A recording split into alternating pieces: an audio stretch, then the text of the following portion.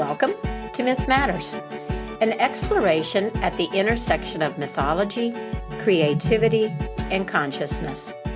I'm your host, Dr. Catherine Svela.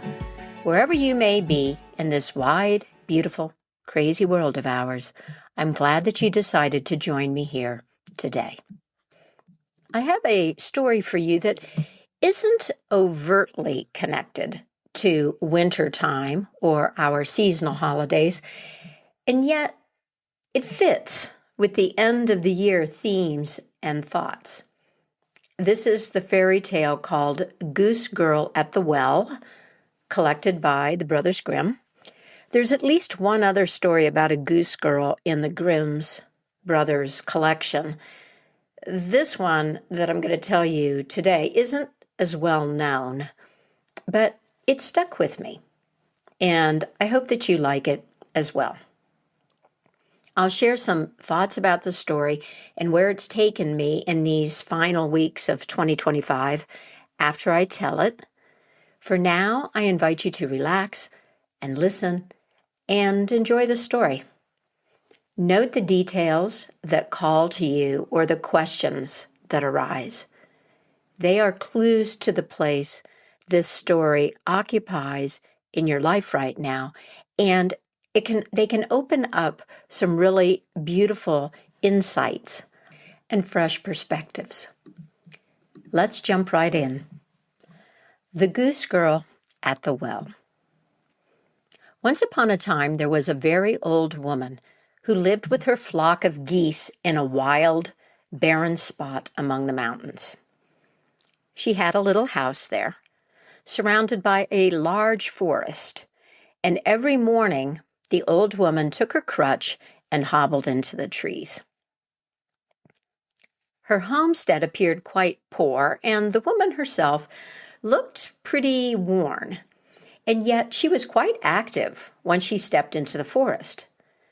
There she collected grass for her geese, picked all the wild fruit she could reach, and carried everything home on her back. Anyone would have thought that the heavy load would weigh her to the ground, but she always brought it safely home and greeted any travelers that she met on the track quite courteously. "Good day, dear countryman. It is a fine day," she would say. "Ah, you wonder how I manage my load and why I must drag grass about at my age, but each must take his burden on his back." Despite her friendly demeanor, people did not like to meet her if they could help it, and took a roundabout way if they spied her in the distance. When a father with his boys happened to pass by her, he whispered to them, "Beware of the old woman. She has claws beneath her gloves. She is a witch." One morning, a handsome young man traveled through the forest. The sun shone bright and the birds sang. A cool breeze crept through the leaves, and he was full of joy and gladness. He hadn't seen a single soul when he suddenly noticed the old woman kneeling on the ground cutting grass with a sickle. She had already thrust a whole load of it into her cloth, and near it stood 2 baskets filled with wild apples and pears. She looked up and smiled in greeting as he approached. "You've caught me at the end of my work," she said. "But good little mother," he said, looking at her load, "how can you carry all of that away yourself?" "I must carry it, dear sir," she answered. "Rich folks' children have no need to do such things, but with the peasant folk the saying goes, 'Don't look behind you, you will only see how crooked your back is.'" He took another look at the grass and the baskets. "Will you help me?" she asked. "You still have a straight back and young legs. It would be a trifle to you. Besides, my house is not so very far from here. It stands on the heath behind the hill. You could make the trip in no time at all." The young man felt compassion for the old woman. My father is certainly no peasant, he told her. He is a rich count. Nevertheless, it's not only peasants who can carry things. I will take your bundle. If you will try it, she said, I will be very glad for the help. You have to walk for an hour or so, but what will that matter to you?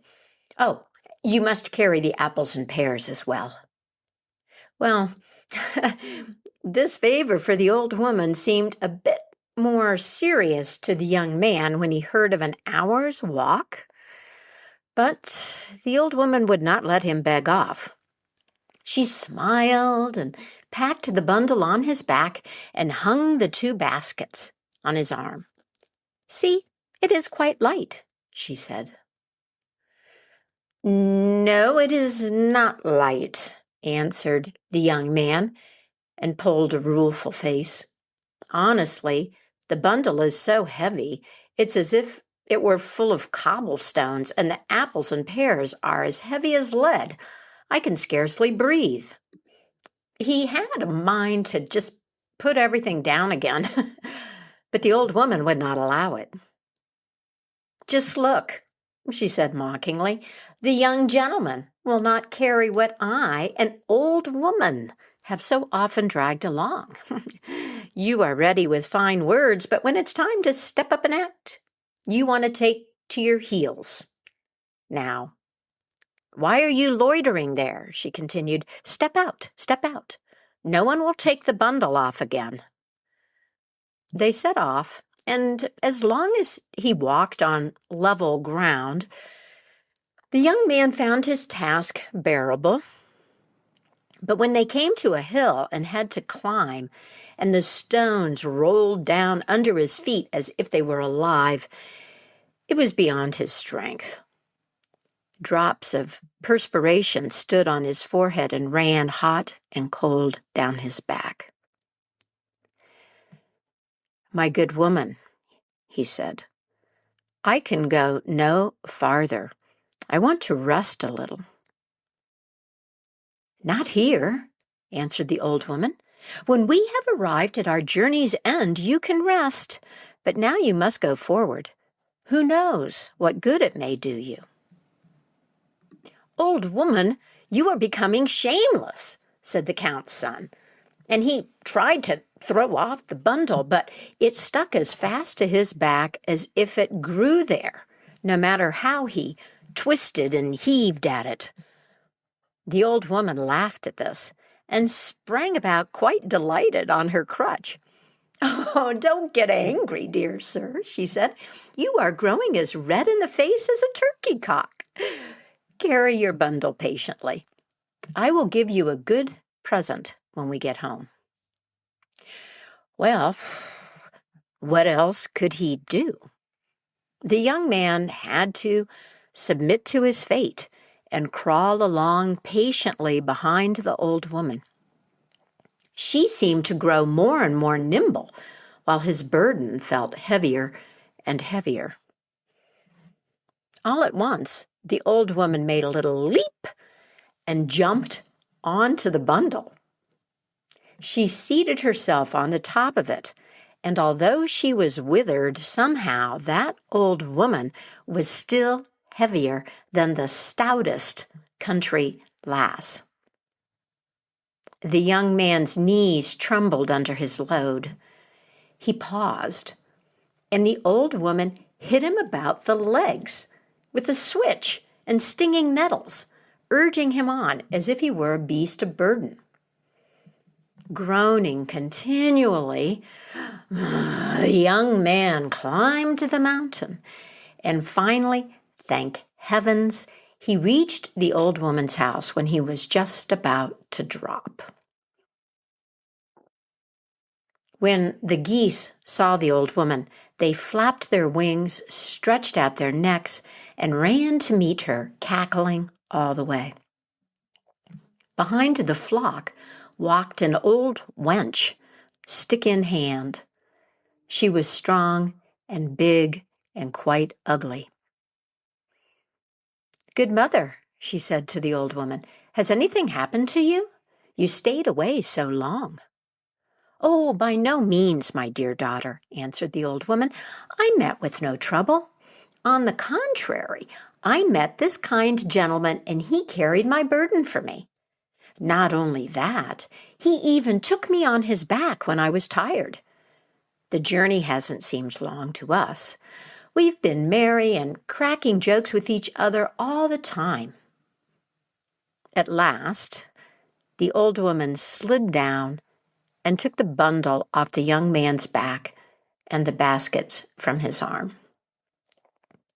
She looked at him quite kindly and said, "Now seat yourself on the bench before the door and rest. You have fairly earned your wages, and they shall not be wanting." Then she said to the Goose Girl, "Go into the house, my dear daughter. It's not becoming for you to be alone with a young gentleman. One must not pour oil on the fire. He might fall in love with you." The Count's son didn't know whether to laugh or to cry. "Such a sweetheart as that," he thought, "couldn't touch my heart even if she were 30 years younger." In the meantime, the old woman stroked and fondled her geese as if they were children, and then went into the house with her daughter. The young man lay down on the bench under a wild apple tree. The air was warm and mild. On all sides stretched a green meadow dotted with cowslips, wild thyme, and 1,000 other flowers. In the midst of it rippled a clear brook on which the sun sparkled, and the white geese went walking backwards and forwards or paddled in the water. "It is quite delightful here," he said to himself, "but I am so tired that I cannot keep my eyes open. I'll sleep a little while and hope that a gust of wind doesn't come along and blow my legs off my body, for they are as rotten as tinder." When he had slept a little while, the old woman came and shook him till he awoke. "Sit up," said she. "You can't stay here any longer.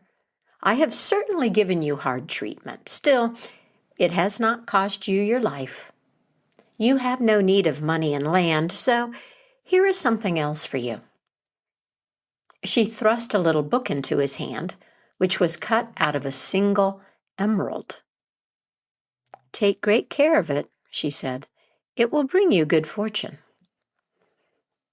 The young man sprang up, and he felt quite fresh. He had recovered his vigor, so he thanked the old woman for her present and set off without even once looking back at the beautiful daughter. When he was already some way off, he could still hear the noisy cry of the geese in the distance. For 3 days, the young man wandered in the wilderness before he found his way out. He reached a large town, and as no one knew him, he was led into the royal palace, where the king and queen were sitting on their throne. The young man fell on one knee, drew the emerald book out of his pocket, and laid it at the queen's feet. She bade him rise and hand her the little book. She had hardly opened it and looked inside when she fell to the ground as if she were dead. The young man was seized by the king's servants. They were going to haul him off to prison when the queen opened her eyes and ordered them to release him. She told everyone to leave the room as she wished to speak with the young man in private. When they were alone, the queen began to weep bitterly. "Of what use to me are the splendors and honors that surround me," she said, "when every morning I awake in pain and sorrow? I had 3 daughters, the youngest of whom was so beautiful that the whole world looked on her as a wonder. She was as white as snow, as rosy as apple blossom, and her hair as radiant as sunbeams. When she cried, pearls and jewels fell from her eyes in the place of tears. When she was 15 years old, the king summoned all 3 sisters to come before his throne. You should have seen how all the people gazed when the youngest entered. It was just as if the sun were rising. Then the king spoke. "My daughters, I know not when my last day may arrive. I will decide today what each of you shall receive at my death. You all love me, but the one of you who loves me the best shall fare the best."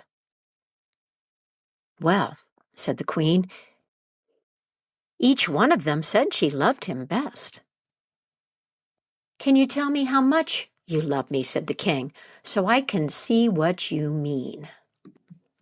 The eldest spoke first. "I love my father as dearly as the sweetest sugar." The second said, "I love my father as dearly as my prettiest dress." But the youngest daughter was silent. Then the father said, "And you, my dearest child, how much do you love me?" "I don't know, and can compare my love with nothing," she said. But her father insisted that she should name something. So at last she said, "The best food does not please me without salt. Therefore I love my father like salt." When the king heard that, he fell into a passion and said, "If you love me like salt, your love shall be repaid to you with salt." Then he divided the kingdom between the 2 elder daughters. He ordered that a sack of salt should be bound on the back of the youngest, and 2 servants had to lead her into the wild forest and leave her there. "We all begged and prayed for her," said the queen, "but the king's anger was not to be appeased. How she cried when she had to leave us! The whole road was strewn with the pearls that flowed from her eyes." Well, the king soon afterward repented of his great severity and had the whole forest searched for the poor child, but no one could find her. When I think that the wild beasts have devoured her, I know not how to contain myself for sorrow. Many a time I console myself with the hope that she is still alive and may have hidden herself in a cave or found shelter with compassionate people. But picture to yourself, when I opened your little emerald book, a pearl lay therein, of exactly the same kind as those which used to fall from my daughter's eyes. And then you can also imagine how the sight of it stirred my heart. You must tell me how you came by that pearl." The young man told her that he had received it from the old woman in the forest, who had appeared very strange to him and must be a witch. But he had neither seen or heard anything of the queen's child. The king and queen resolved to seek out the old woman. They thought that there, where the pearl had been, they would obtain news of their daughter. Meanwhile, in that lonely place, the old woman was sitting at her spinning wheel, spinning. It was already dusk, and the log burning on the hearth gave a scanty light. All at once there was a noise outside. The geese were coming home from the pasture, uttering their hoarse cries, and soon afterwards the daughter also entered. But the old woman scarcely thanked her and only shook her head a little. The daughter sat down beside her, took her spinning wheel, and twisted the threads as nimbly as a young girl. They sat this way for 2 hours without exchanging a word. Then something rustled at the window, and 2 fiery eyes peered in. It was a night owl, which cried, "Ahoo! Ahoo! Ahoo!" 3 times. The old woman briefly looked up and said, "Now, my little daughter, it is time for you to go out and do your work." The daughter rose and went out. And where did she go? Over the meadows and on into the valley. At last she came to a well with 3 old oak trees standing beside it. The moon had risen large and round over the mountain, and it was so light that one could have found a needle in the grass. She removed a skin which covered her face, bent down to the well, and began to wash herself. When she was finished, she also dipped the skin in the water and then laid it on the grass so that it could bleach in the moonlight and dry again. But how the maiden was changed! Such a change was never seen before. When that gray mask came off, her golden hair broke forth like sunbeams and spread about like a mantle over her whole form. Her eyes shone as brightly as the stars in heaven, and her cheeks bloomed a soft red like apple blossom. But the fair maiden was sad.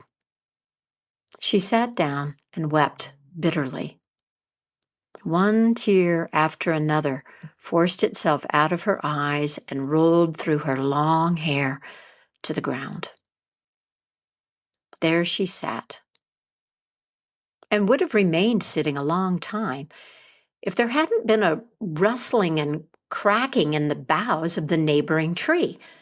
She sprang up like a deer suddenly aware of the presence of a hunter. Just then a dark cloud obscured the moon, and the maiden put on the old skin and vanished like a light blown out by the wind. She ran back home, trembling like an aspen leaf. The old woman was standing on the threshold, and the girl was about to relate what had befallen her, but the old woman laughed kindly and said, "I already know all." She led her into the room and lighted a new log. She did not, however, sit down to her spinning again, but fetched a broom and began to sweep and scour. "All must be clean and sweet," she said to the girl. "But, mother," said the maiden, "why do you begin work at so late an hour? What do you expect?" "Do you know what time it is?" asked the old woman. "Not yet midnight," answered the maiden, "but already past 11 o'clock. "Don't you remember," continued the old woman, "that it is 3 years today since you came to me? Your time is up, and we can no longer remain together." The girl was terrified. "Alas, dear mother, will you cast me off?" she cried. "Where shall I go? I have no friends and no home to which I can go. I have always done as you asked, and you have always been satisfied with me. Please, don't send me away." The old woman would not tell the maiden what lay before her. "My stay here is over," she said to her, "but when I depart, the house and parlor must be clean, so don't hinder me in my work. Have no worries for yourself. You will find a roof to shelter you, and the wages that I will give you will keep you well."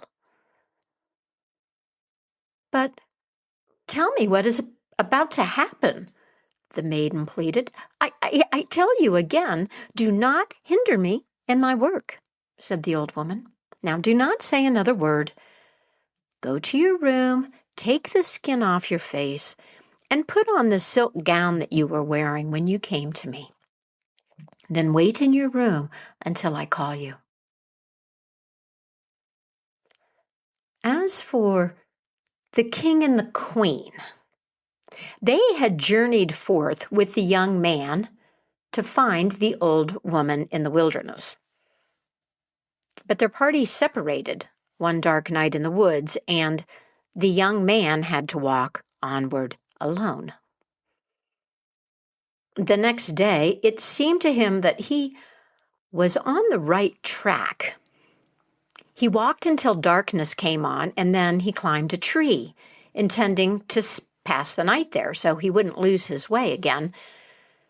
The moon rose and shone brightly on the surrounding country, and he saw a figure coming down the mountain.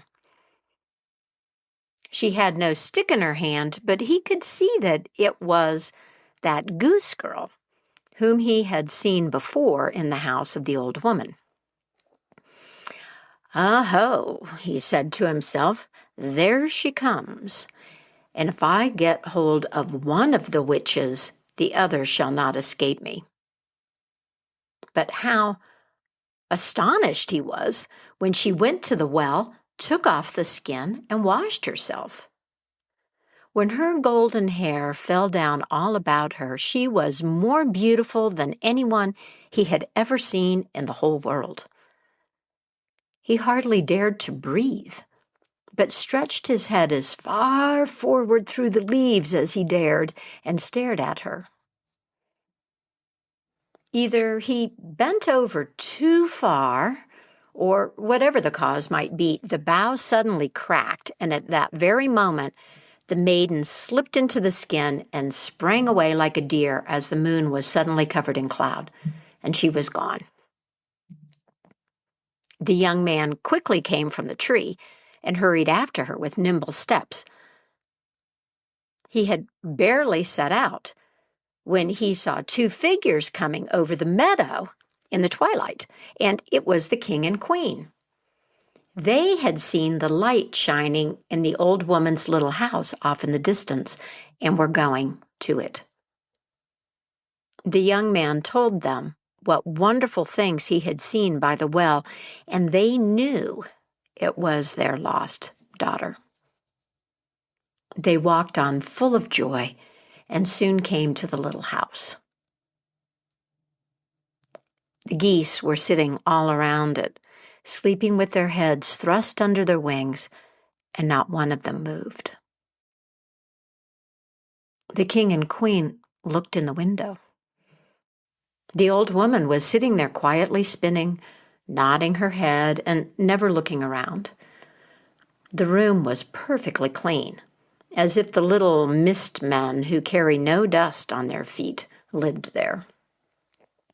Their daughter, however, they did not see. They gazed at all this for a long time. At last, they took heart and knocked softly at the window. The old woman appeared to have been expecting them. She rose and called out quite kindly, "Come in, I know you already."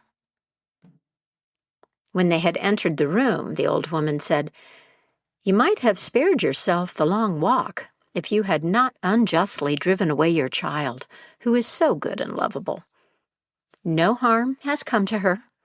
For 3 years she has had to tend the geese, and with them she has learned no evil, but has preserved her purity of heart. You, however, have been sufficiently punished by the misery in which you have lived." Then she went to the chamber and called out, "Come out, my little daughter." The door opened, and the princess stepped out in her silken garments with her golden hair and her shining eyes. She went up to her father and mother, fell on their necks, and kissed them. They all had to weep for joy. The young man stood near them, watching. When she saw him, she became as red in the face as a moss rose, although she didn't know why. The king said, "My dear child, I have given away my kingdom. What can I give you?" "She needs nothing," said the old woman. "I give her the tears that she has wept on your account, and they are precious pearls, finer than any found in the sea, and worth more than your whole kingdom. I also give her my little house as payment for her services." Then the old woman disappeared from their sight. The walls rattled a little, and when the king and queen looked around, the little house had changed into a splendid palace. A royal table had been set, and servants were running hither and thither. The story continues, my friends, but the one who told me the tale had forgotten the rest, so you must guess. Did the beautiful princess marry the young man? Did they remain together in the palace, sharing a happy and long life? What do you think? Now, is this story called The Goose Girl at the Well because it's about what happens to the youngest daughter, or because of what she signifies, or both? There are two male and female couples in this story, the mature king and queen, and the young man and the goose girl. This configuration in a fairy tale often points to the need for a marriage or balancing partnership between polarities in the psyche that brings about a renewal. There's a need to reinvigorate a decadent system that is a kingdom, quote unquote, in either the outer or inner world that has lost its connection to life. In the language of fairy tales, the decadence, renewal, and necessary connection to life is expressed through the mature and young couples, especially the fresh beauty of the young woman. Now, in this story, the father king has forgotten how to be both. His sense of authority and power as the establisher and enforcer of rules and will has overtaken his ability to love. Hence, the acts of cruelty and betrayal. There's the decadence. The youngest daughter is the victim, and yet she's the solution to the problem. This is conveyed in the plot and the conversation and symbols of value that appear in the story. Value and the hierarchy of value. What is truly important in life? This is the question. Sitting with this story got me thinking about the meanings attributed to this holiday season. The Goose Girl at the Well isn't a religious story or a spiritual teaching, and it seems to take place when the weather is mild and the apple tree is fruiting. Not the cold, dark December underway here in Colorado, although maybe one of the geese becomes the Christmas goose at some point, who knows? But seriously, this is a good time to reflect on what matters most to us and the areas in our life that need renewal. And perhaps this story is a help in that direction. The themes and values of this time of year: endurance and faith, generosity and love, renewal, and the hope for another chance to do better or have something better. These are at the heart of this story, in my opinion. Stepping into the specifics of the story, there's a king who's forgotten the truth of love and value, and a queen who is powerless or believes herself so. There is a wealthy young man who is honest and helpful, willing to prove that his worth is more than his father's riches and power.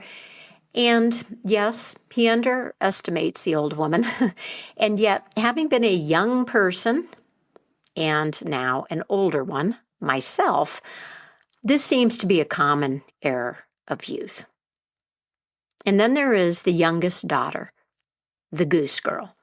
She symbolizes the renewal, the return of vitality, trust, beauty, love, and a grasp of what is truly valuable.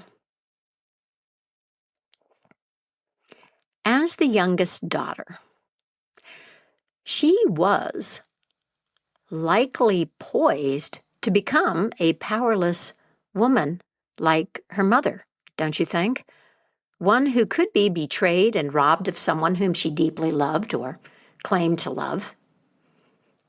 But when this pattern is disrupted, when she is cast out, she is taken in by an old woman who knows more than the rest. Now return to the old woman in a moment.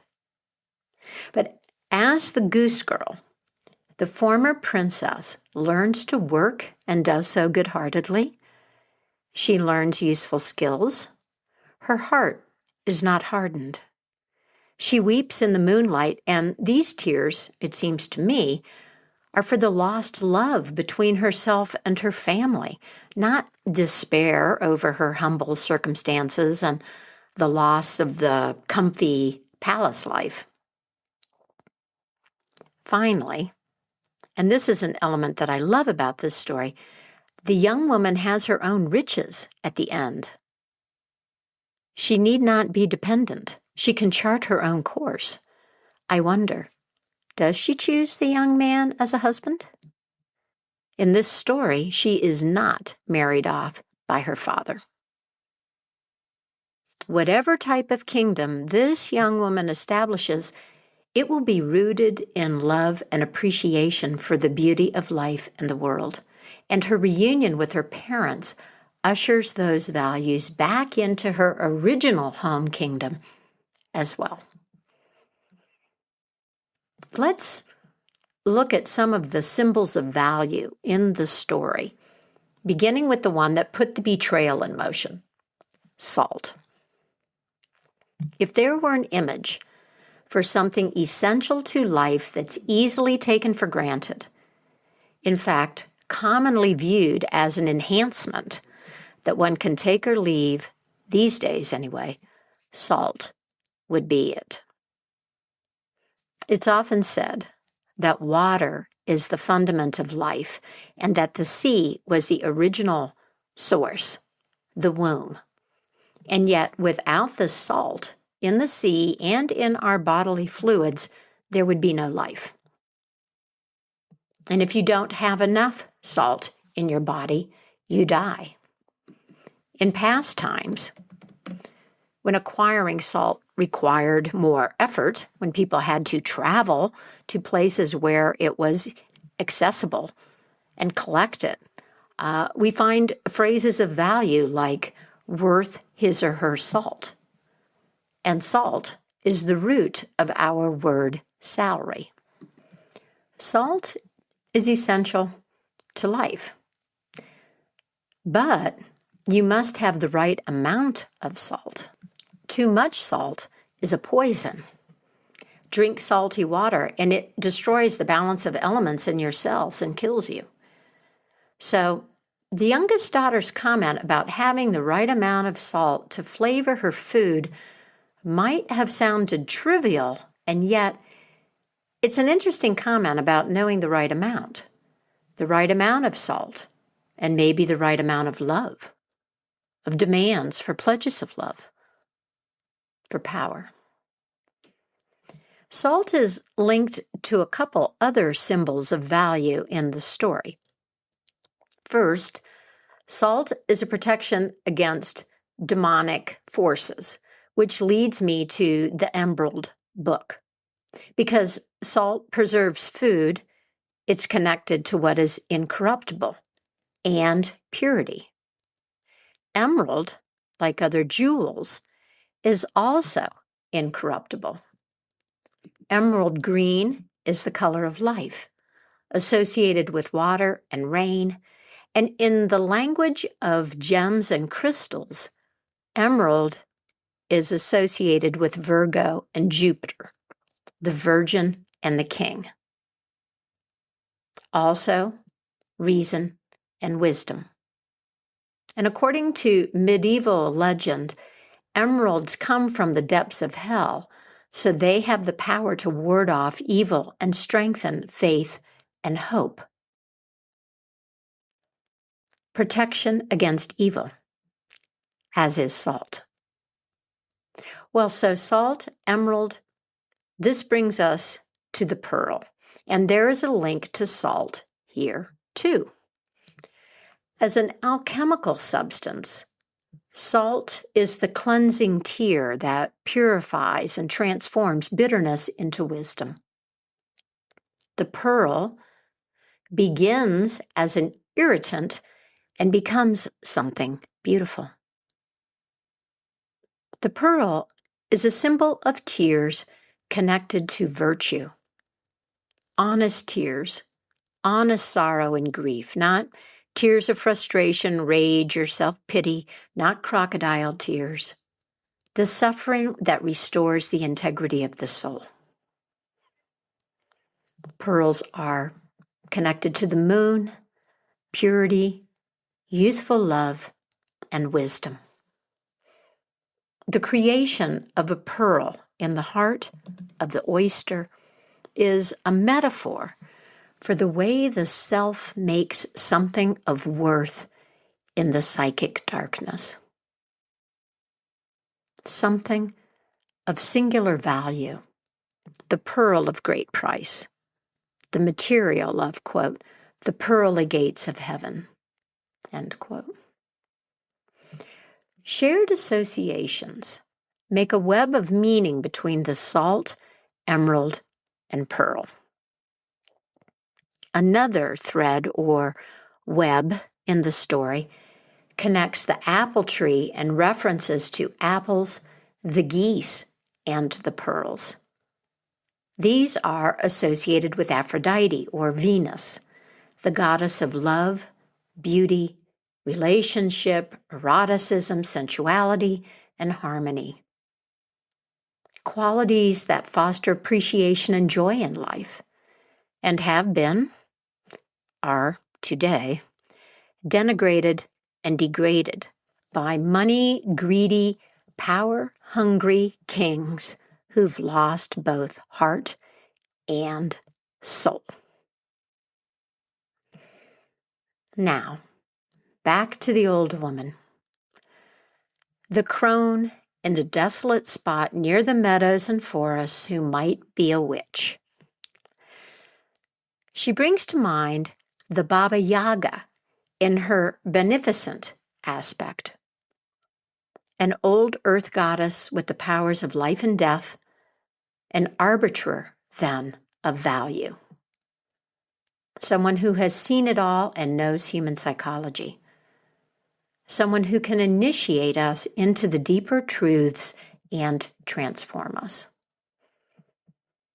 The Baba Yaga was the subject of the first Myth Matters episodes of this season. It's interesting to me to come full circle. I will post links to those episodes with this transcript. The details about the old woman in our story today that point in the direction of a Baba Yaga type. In addition to where she lives, this desolate place far away from people, include the geese and the wild apple tree. Geese are among the Baba Yaga's animal familiars and one of her animal forms. She's a shapeshifter. As psychopomps, or guides on a soul journey, the geese and the old woman speak to us of liminal spaces and other worlds where transformation takes place. If you meet a Baba Yaga, you are either on a life-changing quest or you have been sent to her territory by someone who means you harm.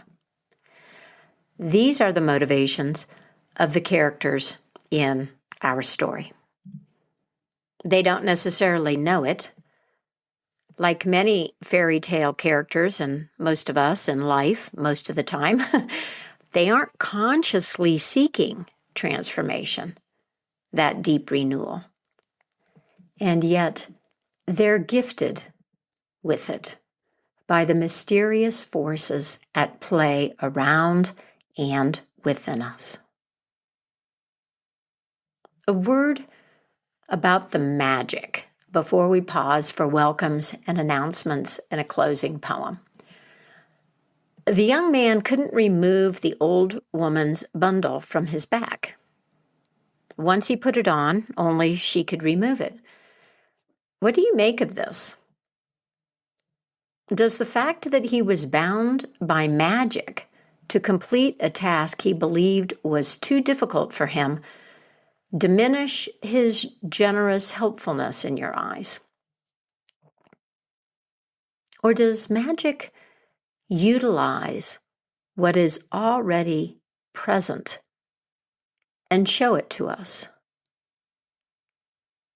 Is magic a conjuring of something that wasn't present, or is magic a process of revealing? I believe that this is the magic called transformation. Now, a big welcome to new email subscribers: Miguel, Mars, Lisa, Kamali, Lori, Inez, Fiona, Marcy, Shakim, Sophia, Constance, Rebecca, Carter, Julie, Shirley, Rose, Katrina, Nancy, Liz, Seda, Brian, Kathy, Margaret, Sarah, Joyce, Doug, Alan, Charlotte, Carolyn, Sheila, and Olivera. Welcome to Myth Matters. If you're new to Myth Matters, you might check out my Mythic Mojo website. You will find a transcript of this episode and information about other opportunities to engage with me, like the Mythic Mentorship and Creativity Coaching that I offer. And you can join the email list if you would like to receive links to new Myth Matters episodes in your inbox. I am so grateful for the Patreon patrons and Bandcamp supporters who lend financial support to Myth Matters. Thank you for your dollars and your confidence in the value of this podcast. A big shout out of thanks and gratitude to Debbie and Rose, who recently joined me on Patreon, and to Miriam for the generous tip she left me on the Mythic Mojo website. Thank you, my friends. If you are finding something of value in Myth Matters, then I sure appreciate your support. On Patreon, if you're able, or through online reviews on your podcast platform, or comments on my website, or send me an email and say hi. Whether through dollars or words and a bit of time, you can help grow the Myth Matters community. Thank you for your support of Myth Matters in whatever form makes sense for you. This is the last episode for 2025, my friend. I am grateful for your time, your ideas, and support. I hope what is shared here provides some respite and good food for thought and reminds you that you're not alone, that there are others around the world who are also on a quest for meaning and insight, or who share your love for beauty and mystery and the old stories. There are others who enjoy the humor and surprise in a good story, maybe feel a connection to our ancestors, or move closer to themselves in the world by looking through the lens of a story. Many of us are seeking our own authority, power, creativity, and wisdom, and are curious about the power of myth in our lives and the possibilities it presents for the future, for the renewal of our kingdom. I'll leave you with a poem that reminds me of days past when I lived in another place where winter was cold and snow fell. This is Winter by Mary Oliver. and the waves gush pearls from their snowy throats as they come leaping over the moss-green, black-green, glass-green roughage, as they crumble on the incline, scattering whatever they carry in their invisible and motherly hands. Stones, seaweed, mussels, icy and plump with whaled shells, waiting for the gatherers who come flying on their long white wings, who come walking, who come muttering, "Thank you, old dainties, dark wreckage, coins of the sea in my pockets and plenty for the gulls, and the wind still pounding and the sea still streaming in like a mother wild with gifts. In this world, I am rich as I need to be." If we have a better understanding of our need for myth and all that our old stories offer, we can live more satisfying lives. We can inhabit a better story and create a more beautiful, just, and sustainable world. And that's it for me, Catherine Savela, and Myth Matters. Best wishes for a peaceful year end. Take good care of yourself, and until next time, keep the mystery in your life alive.